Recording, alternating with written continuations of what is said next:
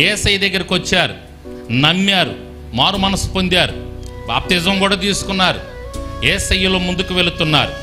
అలా వెళుతున్న తర్వాత మీకు మరలా వాటి మీద ఏమాత్రమైన ప్రేమ కలిగితే వద్దు, ఎల్లబాకండి, గతించిన కాలం చాలు. రైట్. ఒకవేళ మీరు కంట్రోల్గా ఉన్నప్పుడు మీ స్నేహితులు వస్తారు, మీ బంధువులు వస్తారు, లేదా మీకు బాగా తెలిసిన వాళ్ళు వస్తారు. వచ్చి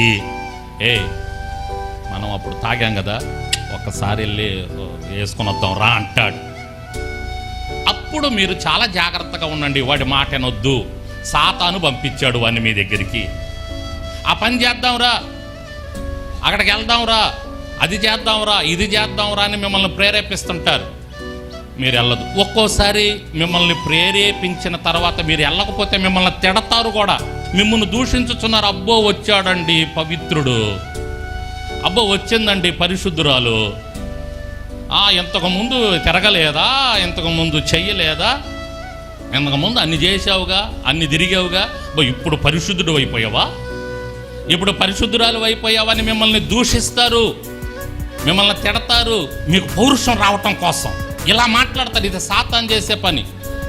రా, ఒక్కసారేగా, 100 సార్లు పిలిచావా నిన్ను, ఒక్కసారి చేద్దాంరా, ఒక్క ప్యాకేగా చేద్దాంరా, ఒక్క ప్యాకే, ఒక్క ఆటే, ఒక్క గేమే, ఎక్కువ గేమ్, ఒక్క ఆటే వేద్దాంరా అని తీసుకెళ్తారు.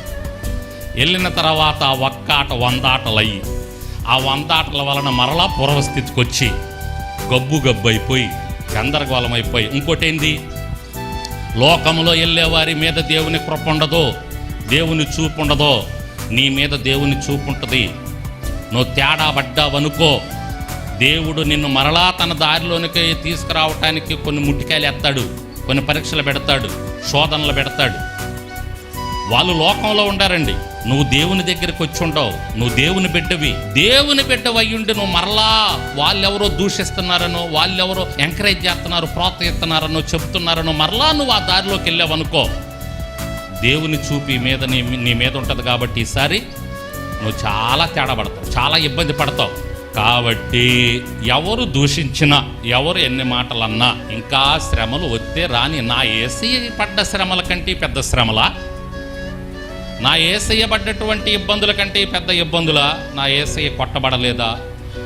థూ అని ఉమ్ము ఊశారు కదా ఆయన మీద. సర్వశక్తుడు, సర్వశక్తిమంతుడు, సర్వ సృష్టికర్త, సార్వభౌముడైనటువంటి యేసయ్య మీద థూ అని ఉమ్ము ఊశారే. అబ్బా, ఎంత దారుణం, ఎంత భయంకరమైనటువంటి శ్రమ, కష్టం, అవమానం. అంతది నువ్వేం పడుతున్నావు, నేనేం పడుతున్నావు?